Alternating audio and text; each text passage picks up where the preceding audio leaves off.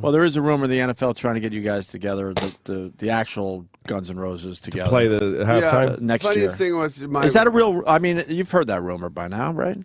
Yeah, I heard it in my own house. My wife comes to me. She goes, "Honey, the NFL's trying to get you guys. You know, they're getting you guys back together for next year's." I said, "Sue, is it, baby, really?" She goes, "Yeah, it's on the internet." I'm like, "Honey, you're talking to me. Let's break away from the internet and get back to reality." No, but it's right here on TMZ. Yeah, exactly.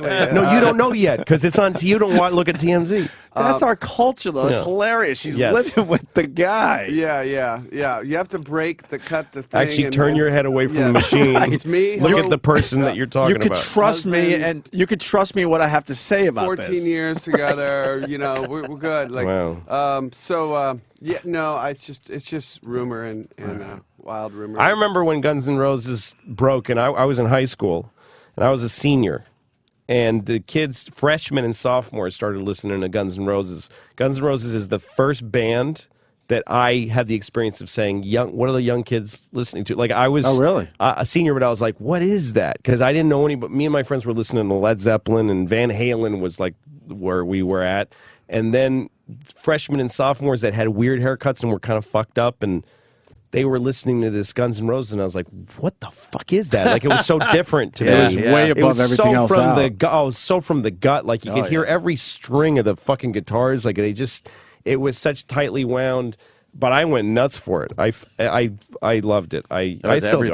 Every time I hear it, I still freaked go out. crazy. I remember that. Yeah, it really is rare because rock and roll, especially by the '80s already, was such a fucking oversaturated. Every color of the spectrum's out there.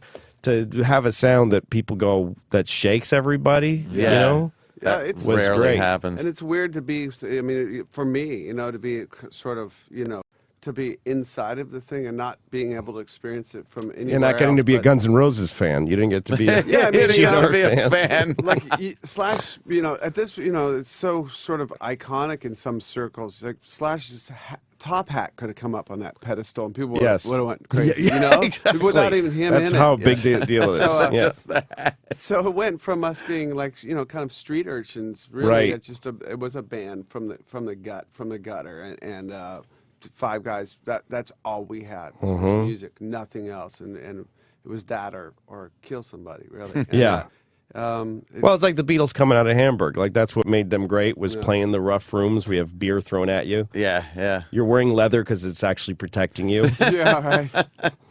Yeah, the thought that they were tough guys back when they were actually in Liverpool. Liverpool. LA scene was such a, I mean, it was dangerous just because how strung out everybody was. Yeah. It was like it was hard to just survive. Yeah. And these guys found this, I don't know, you just tuned into this frequency.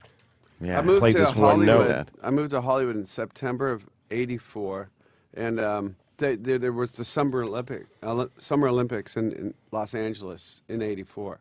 September, the Olympics were over. So I guess what happened was the cops had cleaned up Hollywood, pushed everybody out, the hookers and the drugs and all that stuff. And there must have been some events in Hollywood, but I came right as the cops let down all the barriers. Oh, and let everybody come back, and the flood floodgates back in. were open. And I had no idea. I was 19 years old, and it was just dangerous. I didn't live in a high rent neighborhood. Yeah. I lived in like the kind of the dregs of Hollywood.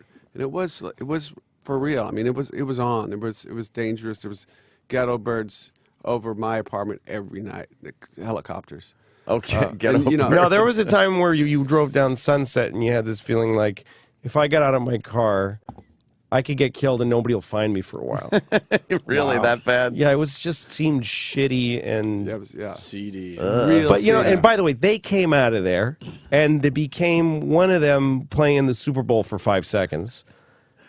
That only happened, again, going back to our fucking earlier conversation, because of record stores in the 80s. Because some record store owner in Indianapolis said, this sounds fucking hot. I think this will move if I put it out there. And it grew, that's why he was able to come from the gutter up to mainstream, was through that system. It's like it's like a septic system or something. Yeah, like there's yeah. receivers. Actually, and now if you got to go directly from your playing it to iTunes, you have to go right to mainstream. There's no coming up as much anymore.